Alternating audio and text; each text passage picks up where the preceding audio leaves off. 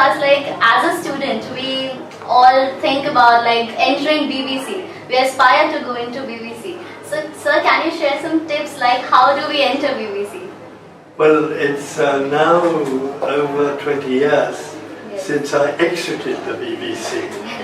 So I'm not really that up to date with it. But I think basically that if you have a degree in, or a diploma in journalism, that's a good start. If in that diploma you've shown particular interest in the electronic media, and I would say very firmly that includes radio, then again that will be a help to you. And also then I think really it's just a question of you apply, wait and see what happens.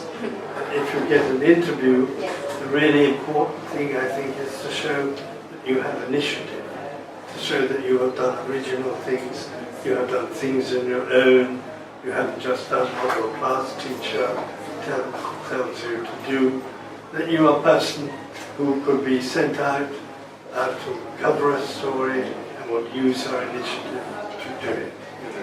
So, like BBC, does it provide internship for students, sir?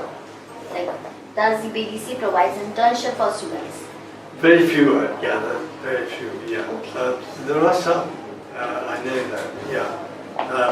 Because all of you would be restricted to the BBC in India, wouldn't you? You can't get an internship in London or anywhere like that.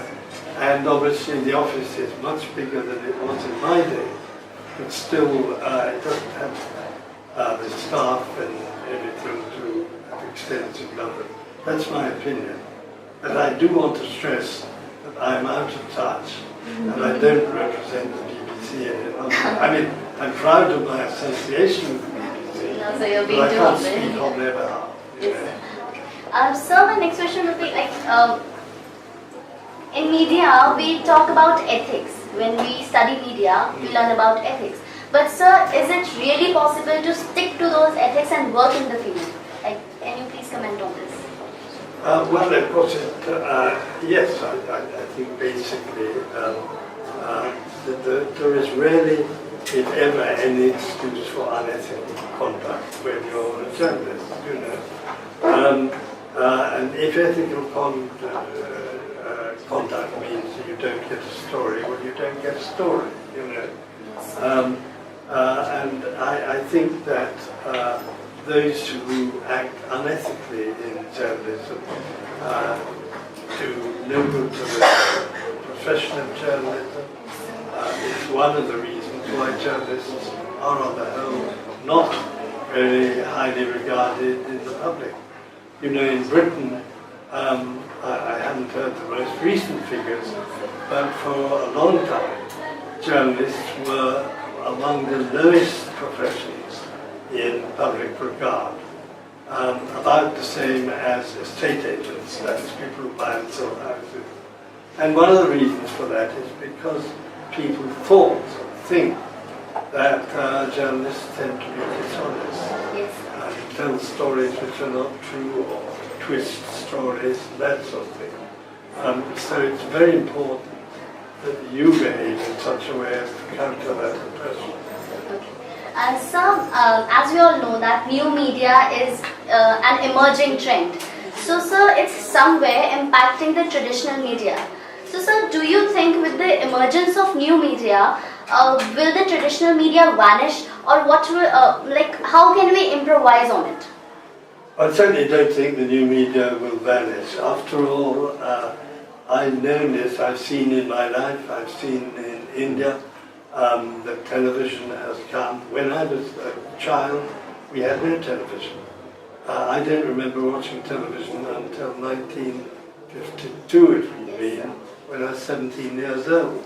But radio is still a hugely powerful medium. And sadly, wherever I go and talk to journalists in this country, people say radio is dead.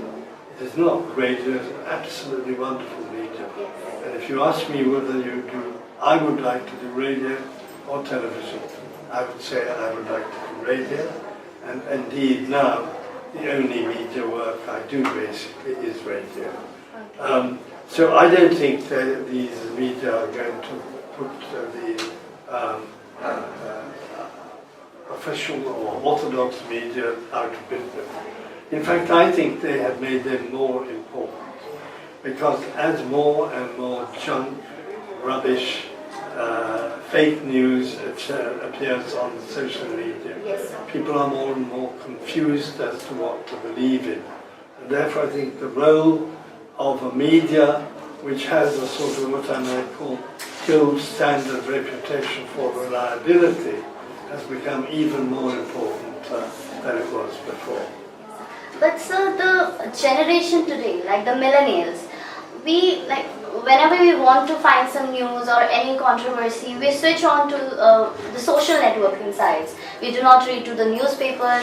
We don't see those TV channels, or radio is like a least option to be opted for. So sir, like what can we do? Like how can we shift like from this social media thing to the ethical and the traditional media? Well, only the other day I said to a young friend of mine, a young girl who's just been a couple of years out of university, I said to her, you are addicted to the telephone. Yes. And so therefore I would say that what you need to do is to de-addict yourself from the telephone. Realize that there are other sources of news and enjoy them. After all, if you see a picture on your telephone, it's that size. Yes. If you see it on the television, it's that It's much size. bigger, yes. Which is the more enjoyable, you know. Yes, sir. Radio, one of the supreme joys of radio, Yes, sir. is not having pictures, but is listening. Blind Because audio. listening makes you think. Yes. As we say always, the pictures are best in radio because you have to make them yourself. Yes, sir. So your imagination is working all the time. And there's a great... an old woman came up to me after my talk and said to me, I listen to you on the radio and I want to tell you why I have come. I have come because I think you are my friend. And that, I think, is what radio is all about. So, you know, people watch too much television, people even listen to radio too much. People certainly go for social media too much. And I think that one of the problems in life, and people don't realize it sufficiently, every technology which we have can be misused and can be overused. And you should always think to yourself, why am I spending so much time on this wretched telephone? Is that fruitful time? So that would be my answer.